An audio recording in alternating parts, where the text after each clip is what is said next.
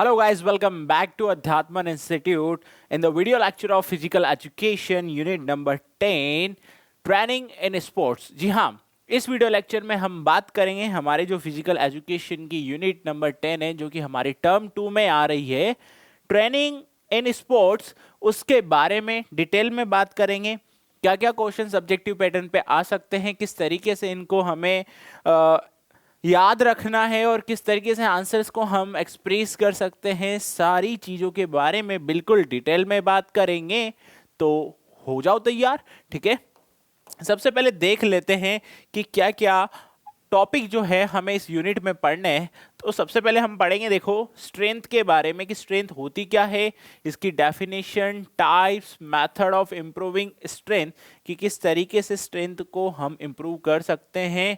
और इसमें isometric, isotonic और आइसोकाइनेटिक के बारे में हम पढ़ेंगे, ठीक है। उसके बाद हम चलेंगे एंड्योरेंस पर और एंड्योरेंस की definition, types of method to develop endurance और कंटिन्यूस ट्रेनिंग, इंटरवल ट्रेनिंग और फार्टलेग ट्रेनिंग के बारे में हम पढ़ेंगे। और आगे क्या पढ़ेंगे, देखो, स्पीड, जो स्पीड है उसके बारे में हमें पढ़ना है। स्पीड की डेफिनेशन, टाइप्स, मेथड, किस तरीके से स्पीड को हम डेवलप कर सकते हैं। एक्सीलरेशन रन, पेस रन क्या होते हैं, इनके बारे में हम पढ़ेंगे। उसके बाद हम पढ़ेंगे फ्लेक्सिबिलिटी क्या होती है, definition, types, method to improve flexibility. और उसके बाद जो लास्ट टॉपिक होगा इस यूनिट का, कोऑर्डिनेटिव एबिलिटीज, उसकी डेफिनेशन, क्या टाइप्स होते हैं कोऑर्डिनेटिव एबिलिटी के। तो इन सब के बारे में डिटेल में हम इस वीडियो लेक्चर में पढ़ेंगे। तो बिल्कुल एनर्जेटिक होके इस वीडियो को देखना है, इस लेक्चर को देखना है और समझना है कि क्या चीज़ें हैं जो हम डेली रूटीन में भी अप्लाई कर सकते हैं और स्पोर्ट्स के फील्ड में अगर जाना चाहते हैं ना तो काफ़ी मस्त हो जाएगा काम, ठीक है।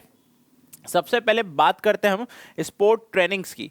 जो स्पोर्ट की ट्रेनिंग होती है उसके बारे में हम डिटेल में बात कर लें कि क्या ये चीज़ होती है। देखो, स्पोर्ट ट्रेनिंग की हम बात कर रहे हैं तो training is a process of preparing an individual for any event.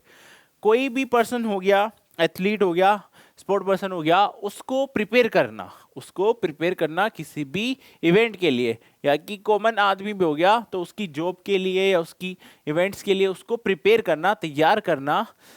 अब मोस्ट ऑफ द हम बात करें स्पोर्ट्स की, क्योंकि यूनिट का नेम ही यही है, training in sports. We use the term sports training, which denotes the sense of preparing sports person for the highest level of performance।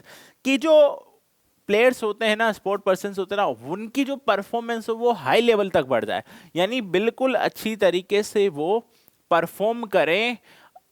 तो इसके लिए क्या ट्रेनिंग करें, क्या तरीके से प्लान करें, वो सारी चीजें हम पढ़ेंगे। जैसे कि देखो, keeping in view the aim of sports training in competitive sports, the following objective of sports training may be said to reach the aim। जितने हम ट्राई करेंगे उतने ही अच्छी तरीके से ट्रेनिंग करेंगे, उन्हें एग्जीक्यूट करेंगे, अप्लाई करेंगे, तो शायद हम अच्छी तरीके से ये चीज़ों को एडप्ट करके आगे बढ़ पाए। तो ये ट्रेनिंग इन स्पोर्ट। सबसे पहली चीज जो हम इसमें बात करने जा रहे हैं वो क्या है हमारे पास, वो है स्ट्रेंथ। वो क्या है, स्ट्रेंथ, ठीक है, जिसकी हम बात करते हैं। किसकी बात कर रहे हैं, स्ट्रेंथ की हम बात करें, okay. Strength is the ability of muscle to exert force in single muscles contraction, or it is the ability to overcome resistance। देखो, स्ट्रेंथ की हम बात करें, शक्ति, पावर, ठीक है, इसकी हम बात कर रहे हैं। जब भी हम स्ट्रेन लगाते हैं किसी भी ऑब्जेक्ट पर, अगर हेवी ऑब्जेक्ट हो गया तो ज़्यादा स्ट्रेन चाहिए, और अगर लाइट हल्का सा ऑब्जेक्ट है तो उसको मूव करने के लिए हमें हल्की सी स्ट्रेन चाहिए। लेकिन स्पोर्ट्स की फील्ड की हम बात कर रहे हैं तो स्पोर्ट्स की फील्ड में जो हमारे कम्पिटिटिव होते हैं या सामने वाले जो होते हैं, तो हमें उन्हें डिफीट करने के लिए जो स्ट्रेंथ है उसका लेवल होना चाहिए। उसका क्या होना चाहिए, लेवल होना चाहिए, ठीक है। Strength is essential component of physical fitness. आपकी जो फिजिकल फिटनेस होती है बिल्कुल उसमें स्ट्रेंथ का सबसे इंपॉर्टेंट रोल होता है।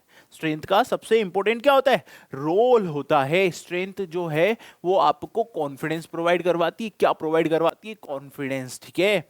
तो देखो यहाँ पर स्ट्रेंथ के टाइप्स क्या क्या हैं, मैक्सिमम स्ट्रेंथ सबसे ज्यादा, और फिर आती है एक्सप्लोसिव स्ट्रेंथ जो कि लास्ट, जैसे कि लास्ट समय चल रहा है किसी गेम का और आप एकदम बिल्कुल ऐसे लग रहे हो कि नाउ ये लास्ट मोमेंट है और उसी टाइम पे एकदम एक्सप्लोसिव स्ट्रेंथ आप दिखा दो, और स्ट्रेंथ एंड्योरेंस कि कहां पर कितनी स्ट्रेंथ यूज करनी है, किस तरीके से यूज करनी है, वो हो गया। और स्टैटिक स्ट्रेंथ, ये हमारे टाइप्स है। ओके, इनके बारे में हम पढ़ेंगे बिल्कुल डिटेल में।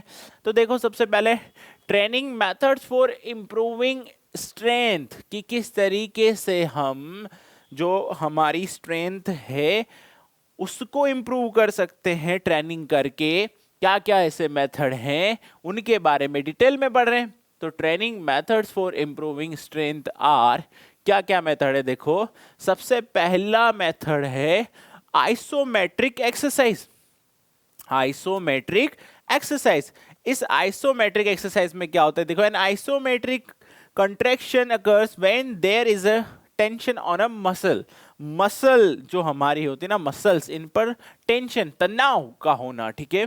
But no movement is made, लेकिन ये ऐसी एक्सरसाइज है जिसमें हमें ज्यादा मूवमेंट नहीं करनी है, ज्यादा मूवमेंट बिल्कुल नहीं करनी है, नॉर्मल सी मूवमेंट। लाइक हम जो वार्म अप करते हैं या स्ट्रेचिंग करते हैं, वो कौन सी एक्सरसाइज में कर सकते हैं, आइसोमेट्रिक एक्सरसाइज में कर सकते हैं। कौन सी एक्सरसाइज में करते हैं, आइसोमेट्रिक एक्सरसाइज में हम वो कर सकते हैं, ठीक है। इसके बाद देखो, causing the length of muscle to remain the same.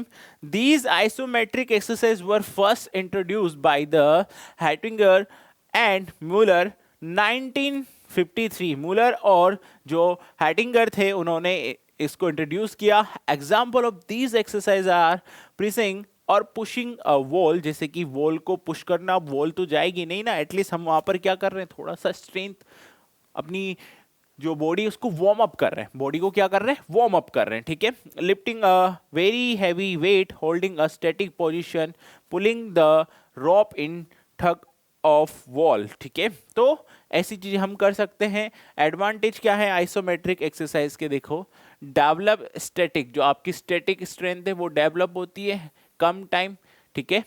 Can be performed anywhere, because इसमें किसी भी हमें इक्विपमेंट की जरूरत नहीं पड़ती है, तो कहीं पे भी हम ये परफॉर्म कर सकते हैं, क्योंकि वार्म अप स्ट्रेचिंग ही हमें इसमें करनी होती है, ठीक है। और क्या क्या डिसएडवांटेज होते हैं आइसोमेट्रिक एक्सरसाइज के, देखो क्या क्या डिसएडवांटेज होते हैं आइसोमेट्रिक एक्सरसाइज के। तो muscle gain most strength, muscle gain most strength at the angle use in the exercise. क्या एंगल है, किस तरीके से आप एक्सरसाइज कर रहे हो, कितना एंगल है, वो avoid if you heart problem, अगर आपकी हार्ट से रिलेटेड प्रॉब्लम है, स्ट्रेचिंग होती है, वार्म अप होता है, तो उसमें हम बिल्कुल अच्छी तरीके से बॉडी को स्ट्रेच करते हैं। देखो rise in a blood pressure, तो उससे ब्लड प्रेशर बढ़ सकता है। Due to drop in blood flow to the muscle during the contraction develops dynamic strain. देखो due to drop in blood, blood में ड्रॉप होने से, जो ब्लड फ्लो होता है उसमें ड्रॉप होने से जो मसल्स हैं ड्यूरिंग द कॉन्ट्रैक्शन, कॉन्ट्रैक्शन के समय डायनेमिक स्ट्रेंथ वहां पर डेवलप हो जाती है, ठीक है। तो अगर हार्ट से रिलेटेड प्रॉब्लम हो तो ये नहीं करनी चाहिए हमें। नाउ इसके बाद जो सेकंड है मेथड, उसकी हम बात कर लें। सेकंड मेथड हमारे पास क्या है, आइसोटोनिक एक्सरसाइज। कौन सी एक्सरसाइज की बात करेंगे, आइसोटोनिक एक्सरसाइज की हम बात करते हैं कि आइसोटोनिक एक्सरसाइज क्या होती है। तो देखो isotonic exercise is a form of exercise which involves controlled contraction and extension of muscles. जो एक्सटेंशन होता है, एक्सटेंशन होता है और कॉन्ट्रैक्शन होता है ना मसल्स का, mobilization of the joints around those muscles. देखो इस एक्सरसाइज में क्या होता है, कंट्रोल करना पड़ता है। जैसे हम किसी चीज को ऊपर उठा रहे हैं, किसी चीज को नीचे ले जा रहे हैं, ये ऊपर उठाना नीचे ले जाना, यानी वार्म अप तो हल्का फुल्का था, लाइक ऐसे हमने कर लिया, ये कर लिया, लेकिन इसमें हम हैवी ऑब्जेक्ट्स भी उठा रहे हैं, ठीक है। तो जो एक्सटेंशन होता है, कॉन्ट्रैक्शन होता है किनका, इन लिम्स का, ये जो लिम्स होती है ना इनका, तो इनका हमें ध्यान रखना पड़ता है और ये एक्सरसाइज में हम इनका यूज ज्यादा करते हैं, ठीक है। और एग्जांपल इंक्लूड अ पुशअप, जैसे पुशअप करना हो गया, पुशअप करेंगे तो नीचे जो फ्लोर पे पुशअप कर रहे हैं, तो ये देखो ये जो जॉइंट है ये दोनों काम आ रहे हैं, आ रहे नहीं आ रहे, ठीक है। These were developed by De Lorme 1954 में किया था इन्होंने इसको इंट्रोड्यूस। और ये दो तरीके की होती है आइसोटोनिक एक्सरसाइज, एक होती है कंसेंट्रिक और एसेंट्रिक, ठीक है, कंसेंट्रिक और एसेंट्रिक, ये दो होती हैं, ठीक है। अब बात करते हैं जो एडवांटेज होते हैं, जो एडवांटेज होते हैं ना, क्या होते हैं एडवांटेज, किसके एडवांटेज की बात हम करेंगे यहाँ पे, आइसोटोनिक एक्सरसाइज के एडवांटेज की हम बात करते हैं। Strength the muscles through out the range of motion, strain the muscles, muscles जो होती है ना उनको आगे तक की रेंज में, मतलब एक लिमिट में नहीं, आगे तक की रेंज में वो पुश आउट करती हैं। कैन बी एडेप्टेड इजिली, इसको आसानी से हम एडेप्ट कर सकते हैं तो टू सूट डिफरेंट स्पोर्ट्स, अलग अलग खेलों के लिए। Disadvantage of isotonic exercise are, क्या डिसएडवांटेज हैं इस एक्सरसाइज के, muscle soreness affect after exercise because of high stress level, और इसमें हम जो एक्सरसाइज कर रहे हैं ना आइसोटोनिक जो होती है वो हाई लेवल होती है, तो कई बार मसल्स में भी स्ट्रेस आ जाता है, ठीक है। Muscles gain the dynamic strength, हालांकि मसल्स को जो है काफी अच्छी डायनेमिक स्ट्रेंथ मिल जाती है, लेकिन वीकेस्ट पॉइंट ऑफ एक्शन, लेकिन उस समय स्ट्रेस होने की वजह से जो एक्शंस होते हैं वो काफी ऐसे रिएक्ट होते हैं बिल्कुल वीक, ठीक है ना। तो ये इसके डिसएडवांटेज है, ओके। इसका जो थर्ड मेथड है वो क्या है, देखो थर्ड मेथड जो यहाँ पे दिया है वो है आइसोटोनिक एक्सरसाइज। कौन सी एक्सरसाइज दी है, आइसोटोनिक एक्सरसाइज दी गई है, ठीक है। आइसोटोनिक एक्सरसाइज क्या करती है, isotonic exercise are performed on specially design नहीं, देखो डिज़ाइन मशीन्स जो होती है हमारी, डिज़ाइन जो मशीन्स हम करते हैं ना, जैसे कि वो हम बात करें रनिंग के लिए हो गई, ठीक है, या अदर चीज़ें के लिए जो इक्विपमेंट्स आते हैं उनसे हम आइसोटोनिक एक्सरसाइज करते हैं, ठीक है। These exercise were developed bye Perrin in 1968, Perrin भैया ने इनको 1968 में इंट्रोड्यूस किया था। इन दिस एक्सरसाइज, और इस एक्सरसाइज में there is movement along with continuous tension, और मूवमेंट होती रहती है, जो तनाव रहता है मसल्स पे, बहुत फ्लेक्सर एंड एक्सटेंसर मसल्स जो होती है, फ्लेक्शन और एक्सटेंशन, वो दोनों वर्क करती रहती है, जैसे कि भागना दौड़ना, ये जैसे मैं मूवमेंट कर रहा हूँ तो हाथ नीचे जा रहे हैं ऊपर जा रहे हैं, तो ये काइंड ऑफ कंटिन्यू रहता है। स्विमिंग हो गई, साइकिलिंग हो गई, सब इस एक्सरसाइज में आते हैं, ठीक है ना।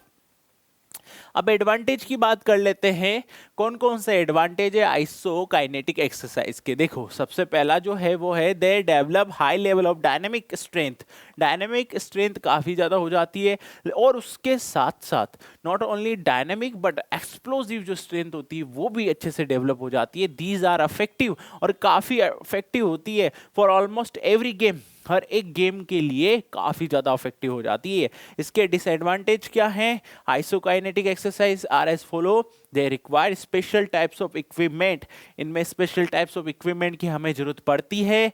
दे must be perform under observation a coach, और ऐसा नहीं है जो इक्विपमेंट्स हैं हमें पता ही नहीं कि कैसे इनका यूज किया जाता है और हम फिर भी यूज कर रहे हैं, तो ये गलत है। हमें एटलीस्ट पता तो होना चाहिए किस तरीके से इनका यूज करना है, और तभी तो जाके कर पाएंगे इनको, ठीक है। नाउ ये तो हमारे हो गई कौन सी, स्ट्रेंथ की हमने बात कर ली, उसमें तीन एक्सरसाइज, तीन मेथड, आइसोटोनिक, आइसोकाइनेटिक और आइसोमेट्रिक जो था हमने पढ़ लिया, ठीक है। अब हम बात करते हैं एंड्योरेंस की, कि एंड्योरेंस होता क्या है, किस तरीके से इसका यूज होता है, ठीक है। किसकी बात कर रहे हैं हम, अब हम बात करेंगे हमारे एंड्योरेंस की।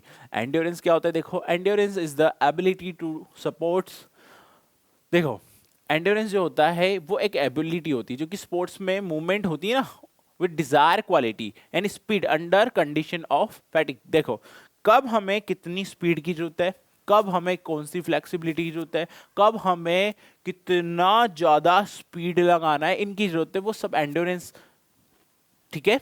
टाइप्स ऑफ एंड्योरेंस क्या है, देखो एरोबिक एंड्योरेंस, जो एरोबिक एंड्योरेंस होता है वो क्या होता है, aerobic means with oxygen during aerobic work, जब आप एरोबिक काम करो तो उसमें जो ऑक्सीजन का लेवल है वो अप एंड डाउन होता है, तो वो मेजर होना चाहिए, ठीक होना चाहिए, ठीक है।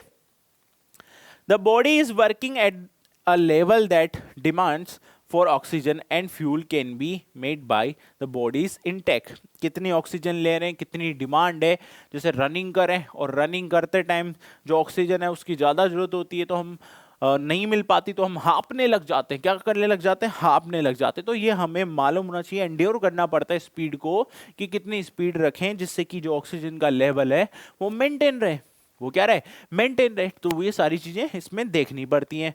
नाउ आगे देखो, एरोबिक पढ़ा, एन एरोबिक की बात करें एंड्योरेंस, इसमें क्या होता है, during an aerobic without oxygen, बिना ऑक्सीजन के anaerobic work involving maximum effort, उसमें ज़्यादा एफर्ट लगती है। The body is working so hard, उस समय जो बॉडी होती है काफ़ी हार्ड वर्किंग, मतलब बहुत ज़्यादा हार्ड हम उसको पुश कर रहे होते हैं, that the demands for oxygen and fuel, और वो उस समय काफ़ी ज़्यादा ऑक्सीजन और जो होता है उसकी डिमांड होती है और सप्लाई शायद कम मिलती है। Muscle have to rely on the store reserve of fuel, जो स्टोर हम फ्यूल जो होता है उसको स्टोर करते हैं उसी पे वो डिपेंड हो जाता है, पूरा उसी पे डिपेंड हो जाता है, क्योंकि बाहर से तो हम कुछ ले ही नहीं रहे ना ऑक्सीजन ये काइंड ऑफ, तो फिर वो तो उस पे स्टोर हो जाएगा तो दिक्कत हो जाएगी। ठीक है, अगला जो है एंड्योरेंस वो है स्पीड एंड्योरेंस। स्पीड एंड्योरेंस देखो, speed endurance is used to develop the coordination of muscles contraction, the to develop the coordination of muscle contraction, muscles के स्पीड जो होती है उस समय कितनी स्पीड है और क्या किस तरीके से किस एंगल में जो है मूवमेंट्स हो रही हैं मसल्स की, तो ये सारी चीज़ें इस एंड्योरेंस में आ जाती हैं। ओके, अगली चीज हम क्या पढ़ रहे हैं देखो कि the advantage of endurance are as follow, कि क्या क्या एडवांटेज हैं जो हमें फॉलो करने चाहिए, मतलब फॉलो तो हम करेंगे ही सही, मतलब जब वो चीज़ फॉलो करेंगे ना एंड्योरेंस तब जाकर के हमें एडवांटेज मिलेंगे। तो needs only a small amount of easy to use accessible equipment, मतलब ऐसे ज़्यादा हैवी इक्विपमेंट की जरूरत नहीं पड़ती, नॉर्मल से हम काम चला सकते हैं। Good for aerobic fitness, aerobic fitness के लिए काफ़ी अच्छा है। गुड फॉर लूजिंग वेट, और अगर आपको पतला होना है वेट लूज करना है तो भी ये एरोबिक मतलब जो ये चीज़ है एंड्योरेंस वो अच्छी है। डिसएडवांटेज क्या है देखो, आर एस फॉलो मतलब दिए गए हैं यहाँ पर, कैन बी बोरिंग, थोड़ा बोरिंग हो सकता है, does not improve and aerobic fitness, so it is not a good for a term team game, team game के लिए अच्छा नहीं है, लाइक फुटबॉल हॉकी ये इनके लिए अच्छा नहीं है।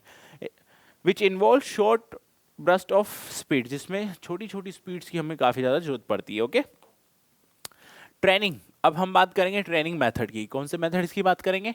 ट्रेनिंग मेथड की हम बात करेंगे। देखो, training method for endurance development, method for endurance development are, देखो कंटिन्यूस ट्रेनिंग होनी चाहिए, इंटरवल ट्रेनिंग, फार्टलेग ट्रेनिंग, ये तीन ट्रेनिंग की हम बात कर रहे हैं। जो ट्रेनिंग मेथड होता है ना एंड्योरेंस के लिए, एंड्योरेंस के लिए तीन ट्रेनिंग मेथड होते हैं, कंटिन्यूस ट्रेनिंग और इंटरवल ट्रेनिंग होनी चाहिए और फार्टलेग ट्रेनिंग होनी चाहिए। ठीक है, सबसे पहले advantage of training method for endurance development, जो एडवांटेज होते हैं ट्रेनिंग मेथड के जिससे कि एंड्योरेंस क्या हो जाए, डेवलप हो जाए, वो क्या क्या है देखो हमारे पास। It is good for increasing strength, जब हम एंड्योरेंस को डेवलप कर लेते हैं उस ट्रेनिंग मेथड से तो स्ट्रेंथ इंक्रीज होती है। कार्डियो रेस्पिरेटरी सिस्टम यानी कार्डियोवैस्कुलर सिस्टम, रेस्पिरेटरी सिस्टम, ये जो फेफड़ों का होता है रेस्पिरेटरी, कार्डियो जो हार्ट से रिलेट हो गया, तो ये सारी चीज़ें अच्छी हो जाती हैं, एंड्योर करने लग जाती है। जैसे कि मैं बताऊं आपको, कोई एथलीट है या फिर हम नॉर्मल पर्सन भागना चालू करते हैं, क्या करना, दौड़ना चालू करते हैं। जब हम दौड़ने लगते हैं ना तो जो स्टार्टिंग में तो हम नॉर्मल रहते हैं, लेकिन जैसे ही आगे आगे जाते हैं वैसे ही हमारी स्पीड डाउन होती जाती है, कम होती जाती है, ऑक्सीजन की जो डिमांड है वो बढ़ती जाती है, तो और एकदम से जो हमारा कार्डियोवैस्कुलर सिस्टम है और रेस्पिरेटरी सिस्टम है वो भीख मांगने लगता है। कैसे कि भाई रुक जाओ रुक जाओ, लेकिन हमें तो रेस फिनिश करनी है, या रुकें या फिनिश करें, क्या करें, उस समय बॉडी का सिस्टम अप एंड डाउन होने लगता है। लेकिन हम जब एंड्योर करने लग जाते हैं ट्रेनिंग से, एंड्योरेंस जो है वो हमें डेवलप हो जाता है, तो कहीं ना कहीं वो काफ़ी हेल्पफुल हो जाएगा फिर कार्डियो रेस्पिरेटरी में। ज़्यादा टाइम या इतनी जल्दी वो गिव अप नहीं करेंगे और हम फिनिश भी कर पाए रेस। ठीक है, several athletics can take part in training program at a time, कई ज़्यादा जो एथलेटिक है वो पार्ट ले सकते हैं एक ही टाइम पे। It does not required any equipment, किसी भी इक्विपमेंट की जरूरत नहीं पड़ती। ठीक है, आसानी से ऑर्गेनाइज कराया जा सकता है। This training method is not rigged, flexible in nature, flexible होता है ये नेचर में। ठीक है, नाउ हम बात करेंगे डिसएडवांटेज जो होते हैं training method of endurance development. जो ट्रेनिंग डिसएडवांटेज होते हैं ना ट्रेनिंग मेथड के, वो क्या है? पहले देखो, the trainee does very hard training which is sometimes difficult to see his और हर एफर्ट्स मेकिंग। जो ट्रेनी होते हैं वो हार्ड ट्रेनिंग इसमें होती है, तो कई बार दिक्कत आ जाती है कि वो एफर्ट जो बना रहा है या कर रहा है वो क्या मतलब हो भी रहे हैं या नहीं भी हो रहे हैं, अप्लाई हो भी रहे हैं या नहीं भी हो रहे हैं। ठीक है, sometimes the athlete is likely to drop efforts, कई बार वो एफर्ट्स करने से ही गिव अप कर देते हैं, एफर्ट करने से ही क्या कर देते हैं, गिव अप करते हैं, क्योंकि इसमें तो चाहिए एंड्योर, और एंड्योर चाहिए तो फिर थोड़ा सा आपको पेशेंस रखना पड़ेगा, ठीक है, और अपने एफर्ट्स डालने पड़ेंगे। As it is not pre planned so it may cause accident, और प्री प्लान नहीं होते तो एक्सीडेंट भी हो सकते हैं। An appropriate check on trainings can not be maintain, देखो an appropriate check on trainings can not be maintain, कि हर समय चेक करता रहना पड़े उन्हें और जो है अपडेट रहना पड़े, वो नहीं हो पाता इसमें, तो ये इसके डिसएडवांटेज है। ओके, नेक्स्ट हम बात करेंगे स्पीड की, बात करेंगे किसकी बात करेंगे, स्पीड की हम बात करेंगे। तो इसमें देखो इट इज़ द एबिलिटी, ये एक एबिलिटी होती है to cover distance in minimum possible time for the ability to perform, कम समय में जो मिनिमम पॉसिबल टाइम होता है ना, और the ability to perform movement in the shortest time possible time. Speed, speed जो होती है, देखो स्पीड गति, जो गति हमारे पास होती है ना, मतलब जो गति का हम यूज़ करते हैं, किसका यूज़ करते हैं, गति का, तेजी, जिसको हम क्या बोलते हैं, तेजी हम बोलते हैं, ठीक है, तेजी हम, जिसको हम तेजी बोलते हैं, क्या बोलते हैं, तेज, कितना तेज हम भाग सकते हैं, तेज, कितना तेज हम भाग सकते हैं, ठीक है, जितना तेज हम भागेंगे, जैसे कोई ये है, मान लो ये कोई एथलीट है हमारे पास, और इसको ये 100 मीटर पूरे करने, 100 मीटर क्या करने, पूरे करने, ठीक है, सपोज करना ये कोई एथलीट है, स्पोर्ट पर्सन है, इसको 100 मीटर पूरा करना है, जैसे हम बात करते हैं ना बोल्ट की, किसकी बात करते हैं, बोल्ट की हम बात करते हैं, कौन से बोल्ट की, उसेन बोल्ट की हम बात करते हैं, तो लगभग 9.5 सेकेंड में ही वो क्या करता है, 100 मीटर क्रॉस कर जाता है, 100 मीटर क्या कर जाता है, क्रॉस कर जाता है। तो इसमें होता क्या है, देखो जब वो 100 मीटर में क्रॉस 9 सेकेंड में कर देता है, तो उसकी स्पीड का लेवल देखो कितना होगा, उसकी स्पीड का लेवल देखो कितना होगा, बहुत तेज वो भाग रहा होगा, तो शॉर्टेस्ट टाइम में, काफ़ी कम है ना, 9.5 सेकेंड के यूं फट से हो जाते हैं, तो काफ़ी कम टाइम में वो रिजल्ट को क्या कर रहा है, अचीव कर रहा है, तो स्पीड जो होती है वो काफ़ी शानदार होती है, ठीक है ना। नाउ देखो आगे इसकी बात करेंगे हम, it is the quickness of movement of body parts, ये जो बॉडी पार्ट्स होते हैं ना, इनकी क्विक मूवमेंट होती है स्पीड से, speed use in endurance is called speed endurance, speed में एंड्योरेंस यूज किया जाता है, तो स्पीड एंड्योरेंस जो हम बात कर रहे थे टाइप्स में, it is the ability to do work faster, faster work करने की ये एबिलिटी होती है। टाइप्स देखो इसकी, मैक्सिमम स्पीड होती है, एक्सप्लोसिव स्पीड होती है, और स्पीड एंड्योरेंस होता है, ठीक है ना। सबसे पहले देखो ट्रेनिंग मेथड की हम बात करेंगे स्पीड के लिए, स्पीड डेवलपमेंट चाहिए ना, स्पीड का डेवलपमेंट होना चाहिए, तो उसके लिए क्या ट्रेनिंग होनी चाहिए, किस तरीके से ट्रेनिंग कराई जानी चाहिए, तो देखो speed development program can be framed according to the needs level training state of players, कि कितनी ज़रूरत है उन्हें, उनकी ज़रूरत के अकॉर्डिंग ही हम उन्हें ट्रेन कर सकते हैं, ट्रेनिंग दे सकते हैं। देखो सबसे पहले इसमें बात करेंगे एक्सीलरेशन रन, अब एक्सीलरेट करते हैं ना, तो जब भी हम एक्सीलरेट करते हैं तो फटाक से स्पीड चीज़ें जो होती है स्पीड पकड़ती है। Acceleration run are usually adopted to develop speed specially in attending maximum speed, ज़्यादा से ज़्यादा जो स्पीड हमें लेनी पड़ती है ना, उसके लिए हम एक्सीलरेट करते हैं, ठीक है, फ्रॉम अ स्टेशनरी पोजीशन, यानी जैसे एक पोजीशन पे हम खड़े हैं, जैसे हम बाइक को स्टार्ट करते हैं तो बाइक मूव नहीं करती, उस टाइम पे खड़ी रहती है, और जैसे ही हम स्टार्ट करके गियर उसमें शिफ्ट करते हैं और एक्सीलरेट करते हैं तो बाइक फटाक से स्पीड पकड़ती है, तो वो एक्सीलरेशन रन हो गया, ठीक है ना। Now pace run, pace run या रन पेस, ठीक है, पेस रेसेस या पेस, जो बात करें हम पेस रेसेस या रन पेस, रेसेस मीन्स जो रेस होती है ना, running race, the whole distance of a race at a constant speed, जैसे 100 मीटर की हमने बात की थी, या फिर 400 मीटर की हो गई, तो कितनी स्पीड हमें चाहिए, या कितनी स्पीड पे हम स्टार्ट करें और कितनी स्पीड मिड में रखें और फिनिशिंग कितनी स्पीड से करें, तो ये एंड्योरेंस में भी आ जाएगा, ठीक है ना। Of a race at a constant speed, in pace race an athlete runs the race with uniform speed generally 800 meter and above, जैसे 800 मीटर की बात कर ली, तो इसमें कितनी स्पीड पे दौड़ेंगे, है ना, या वही एक्सेलरेट करें फिर एक्सप्लोजिव ला दें या एक्सप्लोजिव से दौड़े और उसी से दौड़ते हैं और जल्दी खत्म कर ले, काइंड ऑफ ये चीजें इसमें देखने को मिलती है। ओके, अब हम बात करते हैं अगला जो है वो है फ्लेक्सिबिलिटी। क्या है फ्लेक्सिबिलिटी एंड इट्स मेथड। जो फ्लेक्सिबिलिटी है और उसके जो मेथड होते हैं, तो देखो flexibility is the ability to perform joint action through a range of movement. यानी कि जैसे ये पेन है, अब ये पेन है यहाँ तक चला गया, अब ये जो मेरा दूसरा हाथ है इसको मैं यहाँ तक पहुँचाने की कोशिश करूँगा, ठीक है, या फिर मैं नीचे झुकने की कोशिश करूँगा, अपने जो ये हाथ हैं फिंगर्स है इनको मैं अपने पैरों तक टच करने की कोशिश करूंगा। तो इसमें सब में हमें किसकी जरूरत पड़ेगी, फ्लैक्सिबिलिटी की जरूरत पड़ेगी। किसकी जरूरत पड़ेगी, फ्लैक्सिबिलिटी की जरूरत पड़ेगी, ठीक है ना।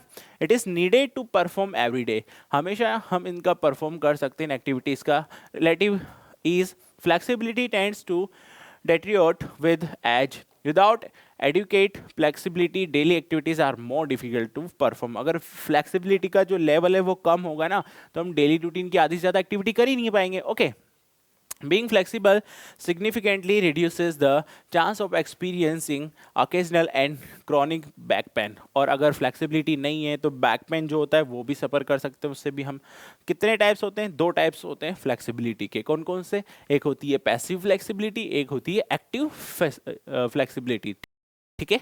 तो मेथड ऑफ फ्लेक्सिबिलिटी डेवलपमेंट, किस तरीके से कौन से मेथड है जिससे कि हम फ्लेक्सिबिलिटी को डेवलप कर पाए, वो क्या है। देखो पहला है बैलिस्टिक मेथड। इस मेथड में क्या होता है, देखो it is the oldest form of doing stretching exercise. ये ओल्डेस्ट फॉर्म है जिसमें हम स्ट्रेच करते हैं ना बॉडी की, जैसे स्ट्रेचिंग करना हो गया, काइंड ऑफ ये सारी चीज़ इसमें आती है। This method involves jerk in movement. हालांकि इससे हल्की फुल्की फ्लेक्सिबिलिटी बढ़ जाती है, ठीक है। दूसरा मेथड है स्लो स्ट्रेचिंग, जो है स्लो स्ट्रेचिंग मेथड। दूसरा कौन सा मेथड है, स्लो स्ट्रेचिंग मेथड। इसके बारे में हम बात कर रहे हैं। In this method the muscle और joint involve in stretch to the maximum possible limit. जितनी हमारी लिमिट है जहाँ तक हम पहुँच सकते हैं, तो उसमें हम स्लो मूवमेंट जो स्लो स्ट्रेचिंग है वो यूज़ करते हैं, ठीक है। फिर से एक बार समझा दूं कि इन दिस मेथड द मसल और जॉइंट, जो मसल्स हैं या जो जॉइंट्स हैं, इट स्ट्रेच, उनको स्ट्रेच करते हैं मैक्सिमम पॉसिबल लिमिट, जहां तक हो सके वहां तक, ठीक है, स्लो मूवमेंट में, ठीक है। Now slow stretching and holding method, ये क्या है, slow stretching and holding method, it is the extension of slow stretching method. Extension, ठीक है, बढ़ाना, ओके, वो है ये। और अगला क्या है, post isometric stretching. This method of flexibility development is based on the principle of proprioceptive, देखो न्यूरो मस्कुलर फैस्टिलेशन। देखो ये कह रहे हैं जो हमारी न्यूरो मसल्स होती हैं, कौन सी मसल्स होती हैं, ये वाली मसल्स, ठीक है। तो न्यूरो मसल्स लाइक जो पूरा एक वायर सिस्टम होता है जिससे हम मैसेज पहुंचाते हैं और ये काइंड ऑफ एक्टिविटी होती है, तो नॉर्मल स्ट्रेचिंग होती रहती है ना, तो ब्लड का सर्कुलेशन काइंड ऑफ ये चीज़ें बढ़िया प्रॉपर चलती रहती है। अर्ली मॉर्निंग उठ के हम स्ट्रेचिंग वार्म अप कर सकते हैं, तो इनसे फ्लेक्सिबिलिटी बढ़ेगी। इनसे क्या बढ़ने वाली है, फ्लेक्सिबिलिटी बढ़ने वाली है। और हम एक्सरसाइज ही नहीं कर रहे हैं, कुछ ही नहीं कर रहे हैं, तो फ्लेक्सिबिलिटी तो डिक्रीज होगी, घटेगी नहीं घटेगी, बताओ, घटेगी, और वो घटती भी है। इसके बाद देखो कोऑर्डिनेशन की बात करते हैं। किसकी बात करते हैं, कोऑर्डिनेशन। कोऑर्डिनेशन क्या होता है, देखो coordination is one of the man components of physical fitness. Coordination जो होता है वो एक मैन इंपॉर्टेंट हिस्सा होता है फिजिकल फिटनेस का। इट इज द एबिलिटी, और ये एबिलिटी होती है to perform smooth and accurate movement, बिल्कुल स्मूथली और एक्यूरेटली मूवमेंट्स को परफॉर्म करने के लिए, involving different parts of the body, body के डिफरेंट पार्ट्स को इन्वॉल्व करते हुए। इट रिक्वायर्स गुड अवेयरनेस, एक अच्छी अवेयरनेस की जरूरत पड़ती है of relative limb and body position and good integration between the senses and the muscle involve the movement different। देखो कोऑर्डिनेट होना चाहिए। कोऑर्डिनेट जो हम बात करते हैं कि कहाँ पर हम किस ऑब्जेक्ट को पुश कर रहे हैं, या जिस स्पोर्ट्स में हमारी एक्टिविटी होती है, इन्वॉल्वमेंस होती है, तो उसमें कोऑर्डिनेट करना, लिम्स को कोऑर्डिनेट करना, मसल्स को कोऑर्डिनेट करना, ताकि अच्छे तरीके से हम वो चीज़ को परफॉर्म कर पाएँ। तो इसके लिए क्या जरूरी हो जाता है, कोऑर्डिनेशन जरूरी हो जाता है, ठीक है ना। अब कोऑर्डिनेशन के टाइप देखो, सबसे है डिफरेंशिएशन एबिलिटी।